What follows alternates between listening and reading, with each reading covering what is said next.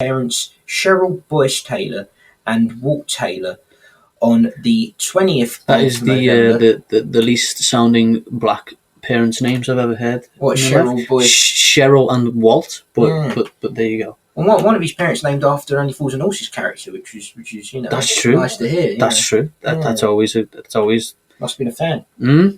That's a good reference. Respect the reference. Respect it.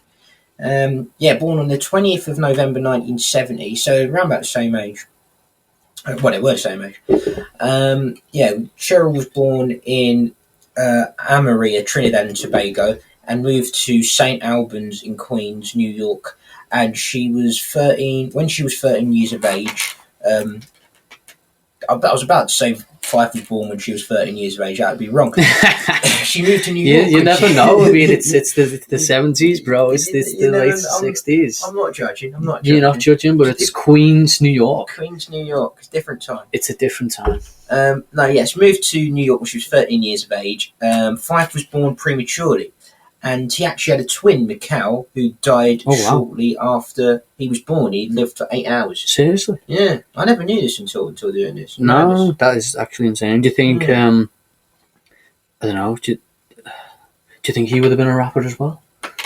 Who knows? Who knows? I'd like to think so. Could have been Fife and Wife, for all we know. Could have been Fife and Mikhail, like. Exactly. Yeah. But you could have been the good one. Yeah. Do it for Danny. You could have done it, mate. Could have done it. But already we see Q-Tip and Fife similar backgrounds. Both definitely. Their parents coming from the Caribbean. Yep. For sure. Just links them together, you know. Links them together. It also, when we get later on to the career, the whole native tongues thing, and how they used to dress, the artistry of it all, just the fashion of it all, it kind of makes sense, like, because they, the literal babies from back then, like they've obviously experienced the real what it's like to live over there. Yeah. So you can tell. Yeah. On that point, when I saw him live, he had this like dashiki on Q-Tip, and I've always said to you, I'm not a homosexual man, but if I was, straight in there, mate. You've always said that. I've always said that. You've always said that, not just to me. Not just you said that to multiple people. Multiple people. In fact, you say that whenever time you have a couple of beers down you. A couple of beers down me. I'd get many other things down me if I was around Q-Tip. So, I mean, you're not lying there, are you? I mean, if I was gay, if I was. I mean, we've went through your list before, and we all know Q-Tip is top. Oh yeah, JT is JT also second. Oh yeah. I mean, who else? I mean, there's a big list of the guys you'd like to fuck, isn't there? If I was gay, there would. If you was gay, I was gay, I feel like the spin-off podcast for you should be. Yeah, if I was. And Q-Tip. I don't want to be a part of that podcast. Just saying. All right, okay. But you could do one if you weren't. Yeah. Because I'm definitely not. Because you're definitely not. Exactly. Yeah. I've had the sex recently to prove that. Yeah. And you. I haven't. No. 4 years. 4 years. I might as well be, mate. Might as well have better luck. Anyway. Do you think Q-Tip would be into you, though? Oh, no. Q-Tip's like top tier. Like, we're going to get into Q-Tip's dating history, and I was impressed. Is there any homosexuals, or do you think? Not that I'm aware of. I think he's curious, though. There was a rumour. I'll get into that. There was some stuff happened. Well, there was a rumour. I'm beginning to think that's the reason you like him even more. Oh no, it's just perfection, isn't it? Just look at him. Even that photo there, just like from him from a distance, If I was, I would be getting moist. Anyway, so Fife's grandmother and mother, they were both actually poets. And the poetry was passed down to their children. Fife's grandmother passed it down to Fife's mum. And Fife's mother actually passed it on to Fife. In an interview, Fife's mother tells a story about how she used to do a lot of poetry readings in the summer in people's yards. And there was one time, an all-day festival, when Fife was around 8 years old. She said to him, you have to write a poem to read that day. And all week she told him, Leek, you have to write a poem and you have to study it. When the day arrived, he got up there and he did this whole poem. And apparently that was the start of his career as a freestyler. And after 8 years old? 8 years old, yeah. That's insane. It's madness. And she went up to him, and she was in awe, and she said to him, "When did you write that?" And he said, "I didn't write it. I just made it up." You know. So he was legit freestyling then, off the top of the dome. Off the dome, mate. Off the dome. And yeah, he performed it like a pro. He was just. I had no idea he had the background as a poet. Yeah, I mean, it all makes sense, doesn't it? Of course, you know, what a strong lyricist he was, and obviously comedic lyricist as well, isn't he? Yeah, definitely. So yeah, as you say, you can tell that he definitely had a background in it by the sounds of it. I mean, I wonder you probably haven't been able to hunt it down. I don't know. But I wonder what his bars were as an 8-year-old child. A Fife Dog verse at 8 years old. What do you think he was rhyming about? Spitting some fire. Do you think he was talking more about his love of Dr. Pepper? He's saying, this just fruit punch is whack. What's happening with your snacks? You're spitting some bars. No, that's heavy. That's heavy bars. Heavy bars. I mean, you're an 8-year-old child. What's your biggest love in the world? It's sugar, goddammit. And it's definitely sugar for Fife. Yeah. So, you know, he's had his fair share of pick and mix. Pick and mix is shit. Yeah.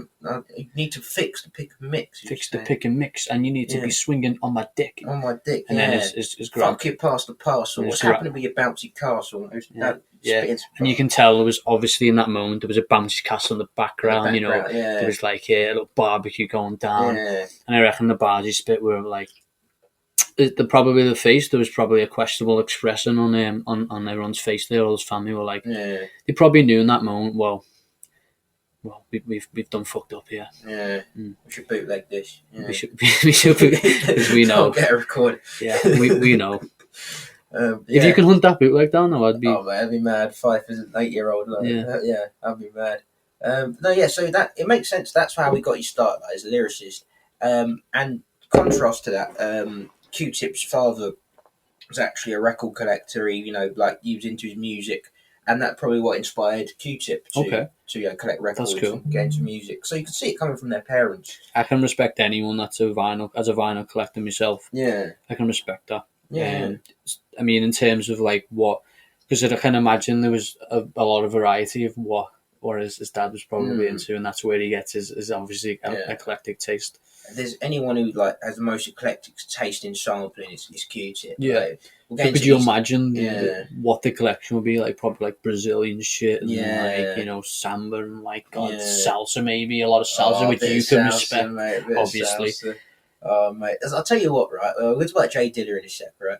But when I was, that hip hop evolution documentary, right? Of course, I've just watched the new season on Netflix, season 4. Have you seen the Jay Dilla episode? I've seen, the producer's episode was amazing. I was watching it, right? And do you know what's in the background? I was watching it, I froze it, right? I was watching with the old Ma, I froze it, and I said, look at the background. What was on his fucking wall? It was Willie Colon album. Yeah. I was going to say that to you. I'm glad you noticed it. Yeah, I noticed it.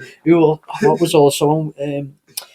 what did I watch? I'm sure. AEW as well. Oh, that was it. AEW. That was it. Yeah. So Chris Jericho, for some reason, because I think they're in where were they? Buyout. They're in Texas, I think. El Paso ways on the border or whatever. Yeah.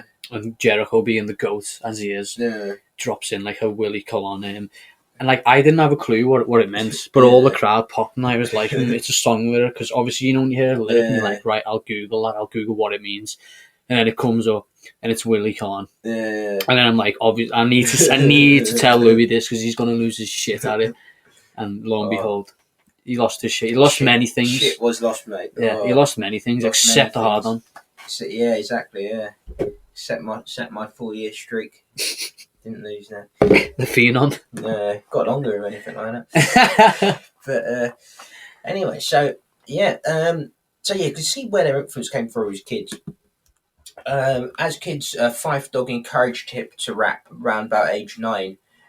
They really wanted to be like Run DMC. And what happened was they used to rap to Run DMC and Sugar Hill Gang records. And eventually over time they were like, well, we can do this. So they just started to write their own stuff. It's mental because Run DMC, honestly, not one of my favourite rap groups of all time, obviously, but they are one of the pioneers. But in terms of influential, they are like they've got to be in the top 3 in terms of influential. Because like back then, everyone wanted to be them, you know, with the chains and like obviously the Adidas kicks and like all that shit. And yeah, they're so influential. And like I don't think a lot of